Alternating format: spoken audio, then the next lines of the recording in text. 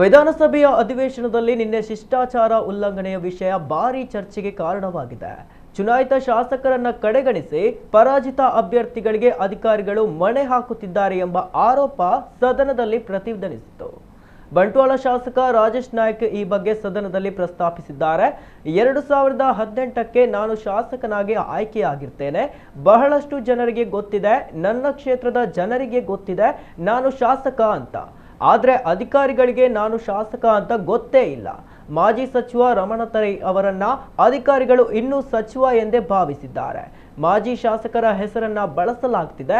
ಅಷ್ಟೇ ಅಲ್ಲದೆ ಕಾಮಗಾರಿ ಏಜೆನ್ಸಿಗಳನ್ನ ಗುರುತಿಸುವಂತೆ ಮಾಜಿ ಶಾಸಕರಿಗೆ ಅಧಿಕಾರಿಗಳು ಪತ್ರ ಬರೆದಿದ್ದಾರೆ ಎಂದು ಶಾಸಕ ರಾಜೇಶ್ ನಾಯ್ಕ್ ಆಕ್ರೋಶ ವ್ಯಕ್ತಪಡಿಸಿದರು. ಸರ್ಕಾರಿ ಆದೇಶದ ಮಂಜೂರಾತಿ ನೀಡುವಾಗ ಶಿಷ್ಟಾಚಾರದ ಉಲ್ಲಂಘನೆ ಆಗ್ತಿಲ್ಲವೇ? ಪರಾಜಿತ ಅಭ್ಯರ್ಥಿಗಳ ಹೆಸರಿನಲ್ಲಿ ಅಧಿಕಾರಿಗಳು ಹಣ ಮಂಜೂರು ಮಾಡುತ್ತಿದ್ದಾರೆ ಎಂದರೆ ಇದರ ಅರ್ಥವೇನು? ಲೋಕೋಪಯೋಗಿ ಮತ್ತು ಸಮಾಜ ಕಲ್ಯಾಣ ಇಲಾಖೆಗಳು ಪರಾಜಿತ ಅಭ್ಯರ್ಥಿಗಳ ಶಿಫಾರಸಿನ ಮೇಲೆ ಪತ್ರ ಬರೆಯುತ್ತಿವೆ. ಹೀಗಾದರೆ ಚುನಾಯಿತ ಶಾಸಕರಿಗೆ ಬೆಲೆ ಎಲ್ಲಿದೆ?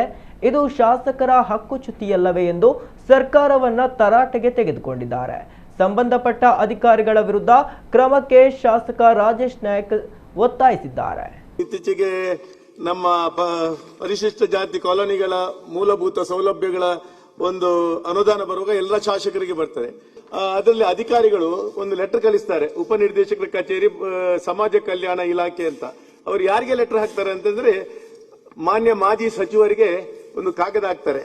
ನಿಮ್ಮ ಹೆಸರಲ್ಲಿ ಅದು ಬರೆಯುವಾಗ ಈ ತರ ಬರೀತಾರೆ, ಈ ಮೂಲಭೂತ ಸೌಲಭ್ಯ ಅಭಿವೃದ್ಧಿಪಡಿಸಲು ಕಾಮಗಾರಿಗೆ 3 ಲಕ್ಷಗಳ ಅನುದಾನ ಮಂಜೂರು ಮಾಡಲು ಮಾನ್ಯ ಸಚಿವರು ಕೇಳಿದ್ರು ಅಂತ. ಅಂದ್ರೆ 3 ಕೋಟಿ. ಆದ್ರೆ ಮಾನ್ಯ ಸಚಿವರು ಅಂದ್ರೆ ಅವರನ್ನು ಇವತ್ತಿಗೂ ಸಚಿವರು ಅಂತ ಕನ್ಸಿಡರ್ ಮಾಡ್ತಾ ಇದ್ದಾರೆ. ಸಚಿವರು 3 ಕೋಟಿ ಕೇಳ್ತಾ ಇದ್ದಾರೆ. ಅದಕ್ಕೆ 1 ಕೋಟಿ ಅನುದಾನ ಸಿಕ್ಕಿದೆ.